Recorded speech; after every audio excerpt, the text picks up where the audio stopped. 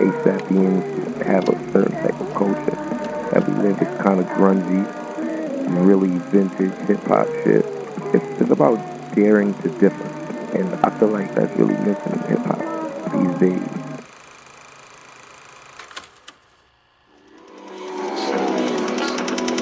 I smoke the way my brain think I'm going dumb. When you hear the name A$AP Rocky, what do you think?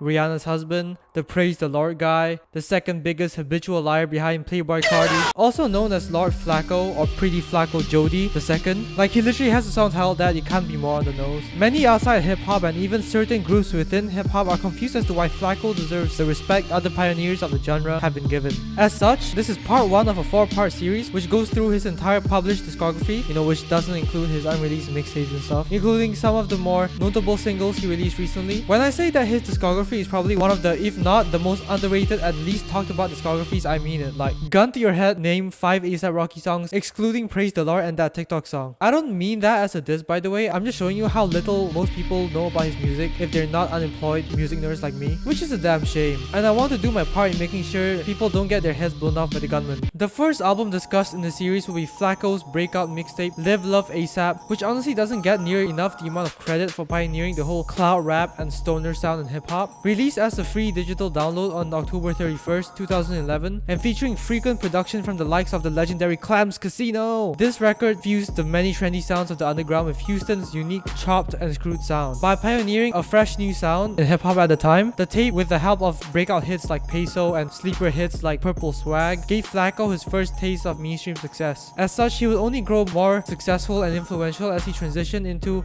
a mainstream celebrity with his following albums, even escaping the sole label of rapper and becoming a fashion icon. As a result, this tape was the last time in Flacco's career where he showed such raw confidence in his lyrics and such boldness in production. Like, not to say that his other projects aren't sonically innovative as well, which they are, but this one just had the biggest impact in my opinion because it basically single-handedly popularized the getting high while rapping habit and trope in hip-hop. It's that psychedelic shit that eventually led to more trap classics like Travis Scott's Rodeo. Looking at the track list itself, not a single song shies away from the overall trippy experience the record aims to provide. With 15 tracks, tracks 14, Demons, and track 15, Sandman, being the best, with track 1 following in 3rd place. The first track, Palace, samples a Demons, I don't know how to pronounce that, by Carl Jenkins, and served as most people's first introduction to Clams Casino in hip-hop, and he produced the track. And what an introduction it was! With grand anthem-esque production, Palace does not sound like a track an up-and-coming rapper would make simply due to budget concerns. A song filled with confidence in Flacco's verses, and the first song most people would have heard from this rapidly growing rapper was a classic anthem for the ages,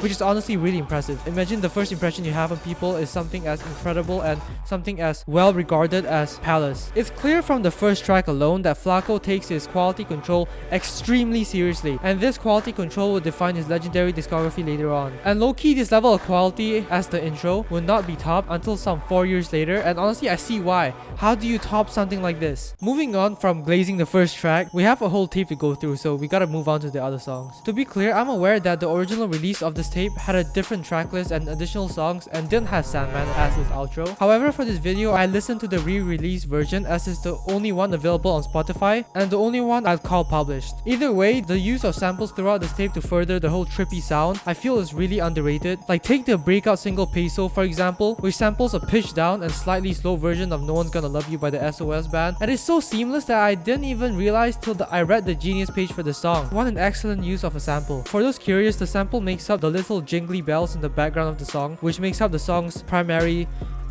driving force. And not to mention, Peso has a pretty slick alphabet scheme on its second verse, which I think is the only time he ever used an alphabet-oriented scheme in his career. What I wrote down in my notes while listening to this really sums up the essence of this track and honestly the whole album as a whole. Even as someone who has never touched weed, this song makes me feel that calm one would obtain from a whole zip of weed. Track 3 of this tape features the first of many homages to the chopped and screwed Houston sound pioneered by the late DJ Screw in the 80s and 90s, which Travis Scott literally has a song dedicated to on Astro World. Really goes to show the impact Screw's sound had on Southern hip-hop. Anywho, this song features the first prominent use of that chopped and screwed deep voice, which makes Flacco's delivery sound all the more like he was puffing a blunt in between lines. Literally pretty much every song after this features the deep voice one way or another, and despite being from Harlem, New York, it's cool to see A$AP Rocky paying his respects to such an influential sound. Not to mention it fits the whole theme of the tape so well, I can't imagine cloud rap without slowed and deepened vocals now. While not much is said lyrically on this tape, I don't think Flacco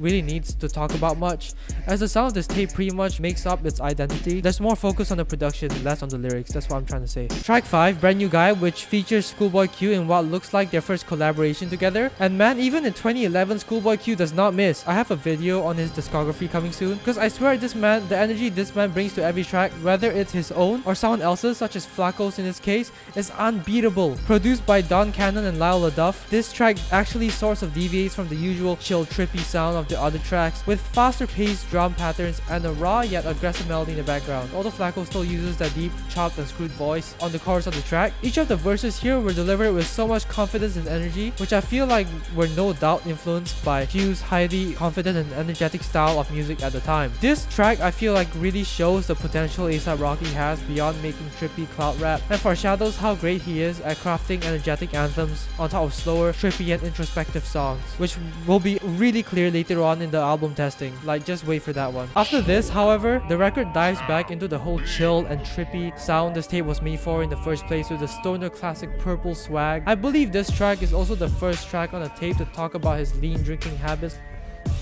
which is also a culture pioneered by Houston. The production on this song is the trippiest we've seen on the tape thus far, with the beat including some sort of reverse strings that drives the song further into that trippy state. Flacco's vocals here especially sounds like he recorded his verses while he was high, which you can literally hear with how he sounds like he's drifting off into a different planet on the chorus. It sounded like he was floating off the lean, and according to Genius, that seemed to be the case. Before we move on to the second half of the tape, I wanted to mention the 7th track, Get Lit, which despite its name giving you the impression that it will be another energetic song similar to Brand New Guy, it was instead a synth-centered psychedelic track. Probably the first track on this tape to utilize enchanting synths like this, which feels like they travel 360 degrees around your ears. It's literally what I imagine having swirls in your eyes to feel like, to sound like, as these goddamn synths literally put you into your own world. Fantastic and extremely underrated track, having only 15 million streams, which is honestly a crime. Run that shit up, guys, come on man. With my only complaint being that it's too short. Oh yeah, and this song also continues talking about Flacco's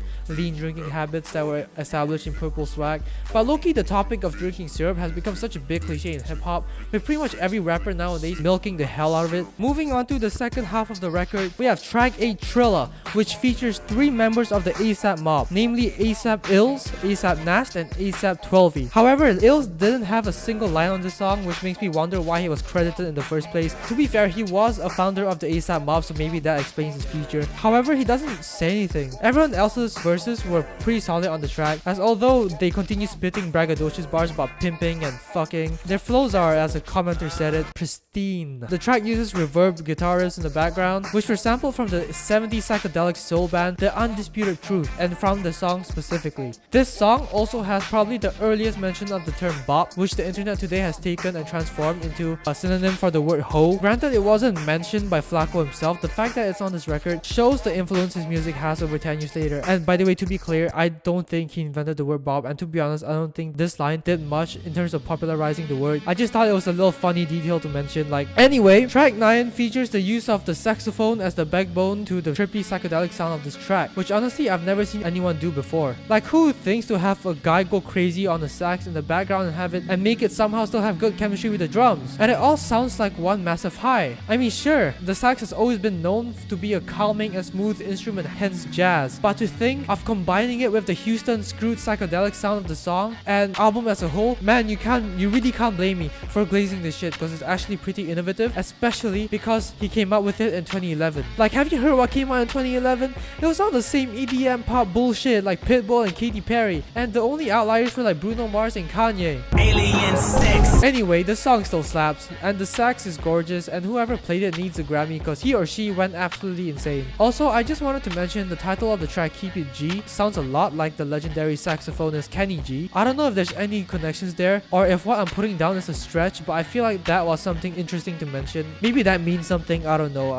I might just be tripping as always. Track 10, Houston Old Head, is essentially another psychedelic trippy song, but with a bit more lyrical depth to it. Aside from the usual spacious and trippy instrumental, Flacco talks about something else on top of the weed and lean for once. He pays tribute and respects to the OGs of that very same Houston culture and sound that came to define this project, with the whole song being centered around how grateful Flacco is for their influence. Also, I have to mention the chorus is catchy as hell, and low-key is, in my opinion, the right way to get people to respect those that came before them. A nice, chill, simple, catchy chorus that reminds the listener to listen to your old head when he's talking. It is a stark difference compared to how old heads nowadays put their ashy feet over the necks of any new artist that pushes the sound and complain non-stop about how rap used to be so good and now it's just mumble rap. I think that if the old heads of now took more inspiration from how Flacco pushed for old heads to be respected, there wouldn't be as much disrespect and backlash from new gens towards OG legends like Tupac. Yes, I've seen plenty of Tupac disrespect, which is crazy, but you know, it all the more adds to my point. The 11th track, Acid Drip, confuses me because on this track he advises a girl to avoid a young black man with golden teeth who also happens to be smoking weed.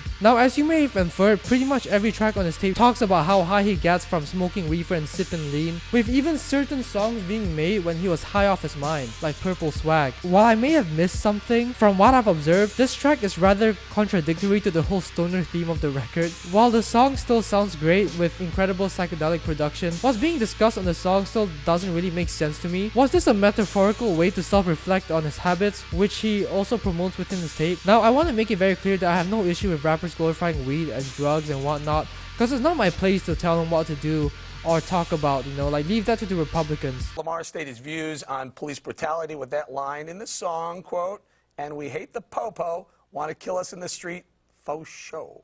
KG. Ah, please. Ugh, I don't like it. But you know, just pick a side, man. Are you an advocate for or against substance abuse? Like, make it clear to the listener. Well, anyway, I hope that made sense. But moving on to the 12th track, Leaf, which is another Clams Casino production. Now, this song is incredible, and in my opinion, that's largely attributed to the choir-esque sound in the production.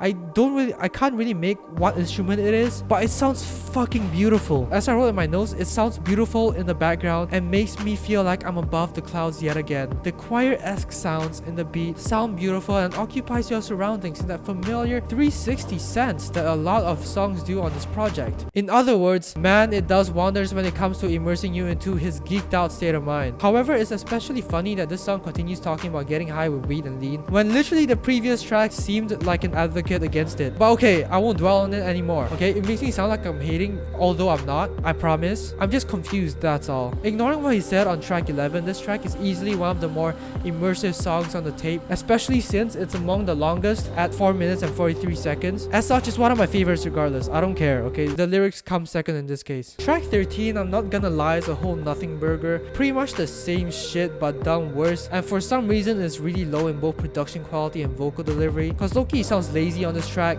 So I'm just gonna skip talking about this track and talk about the two masterpieces coming up next in tracks 14 and 15. Track 14, titled Demons, which was later remixed into a TikTok song called I Smoked Away My Brain, but don't let that ruin how incredible this song is on its own. The production on this track, once again curated by the legendary Clams Casino, is just perfect. It's flawless. It has a hazy, cool sound to it, which I think is the reason why it's absolutely incredible. The vocal sample used in the background seems to have been reversed, but when combined with the hazy texturing of this track, it makes the listener feel like they're levitating above clouds. In addition to some lyrical depth as well, with some hard-hitting introspection making up the whole track's lyrical content. The whole song is literally about him fighting his demons, but not in the corny way that many rappers try to rap now, like that Juice WRLD shit. Like, the subject material is pretty depressing given how he calls out to God in the chorus, but holy shit, his faded delivery paired with the incredible production still keeps my head in the clouds, even though he's talking about some real depressing ass shit. And a little additional fact before I move on to the final track, this song was recorded over the instrumental of Numb by Clams Casino, which if you go listen to it on its own sounds incredibly dystopian and cold, which is why I think this beat is top 10 best beats ever made, period. Argue with a wall because that's not negotiable, I'm not gonna argue with that. Track 15, Sandman, which is the outro to the re-release version of Live Love ASAP on Spotify, and sounds like a continuation of track 14,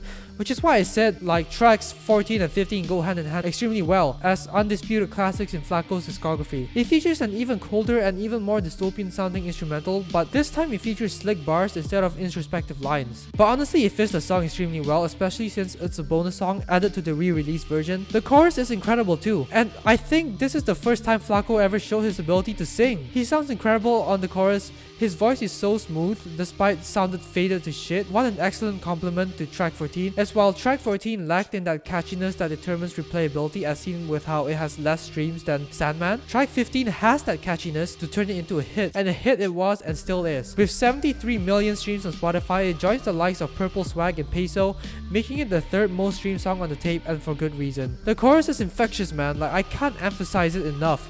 It's an earworm of a chorus, and although this track was added as a bonus track, it honestly perfectly fits as the epilogue to this tape as it follows up Demons extremely well. And just like that, in the span of 15 tracks, A$AP Rocky dropped one of the most iconic and influential mixtapes of our generation. Imagine having a debut as successful and impactful as this. It's no wonder he managed to climb his way into big time celebrity status, cause this man has real creative talent. Anyway, if my glazing off the tracks on this tape didn't convince you to go listen to it and get yourself cultured on that A$AP Rocky lore, then I'll remind you again at the end of this video to give it a listen. I promise it's an experience you won't forget or regret. As previously mentioned, this is only part 1 of a 4-parter I'm doing on A$AP Rocky's discography, and while I could have just done it all in one long video like other creators, I enjoy the space I have per video to discuss each track with everything I plan on saying, call it yapping or whatever, but this channel is basically me venting my feelings, so I'm sorry if I yap too much, okay? Either way, I will see you hopefully in a few days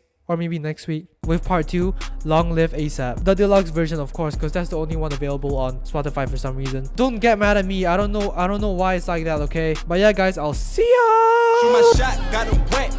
Bet that's so net, girl, that's wet. Ready. Gave me